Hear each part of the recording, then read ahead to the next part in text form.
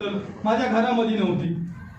हिऱ्यांची ज्यूसची bottle ज्या दिवशी मी घेतली त्या दिवशी पासून मला रिझल्ट आला आणि हिऱ्यान ज्यूसची बॉटल घेण्याचे अनुभव एक आपण म्हणतो अमिबा सारखा प्रकार हा माझ्या मिसेसला व्हायचा।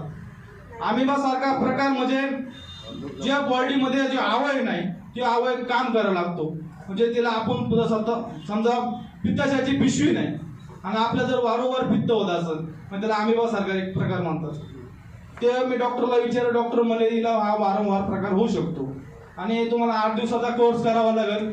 8 दिवसाचा कोर्स मध्ये क्लिअर होईल। पण मी विचार केला 8 दिवसाचा कोर्स करायचा, 8 दिवस दर दिवस हॉस्पिटल जायचं, सलाईन मारायचे, ते पुन्हा तब्येत असल्यामुळं नसा सापडत नसं, म्हणजे डॉक्टर पण तिकडून परेशान व्हायचे। मग मी काय केलं, अमृत ज्यूस घेतलं आणि डायनोजी नावाची एक बॉटल आहे ती घेतली, ती चालू केली, सकाळचं ती आणि संध्याकाळचं ही, म्हणजे तिला एवढा भयंकर रिझल्ट आला।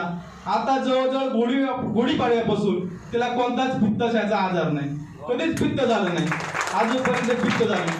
आणि ज्या मिशेचं म्हणजे वजन 90+ झालं होतं, आता कुठंतरी म्हणजे आता 7 किलो वजन तिचं कमी झालं, म्हणजे ह्या एवढा मोठा रिझल्ट या अमृत ज्यूसला सांगायचं तात्पर्य म्हणजे हे ज्यूस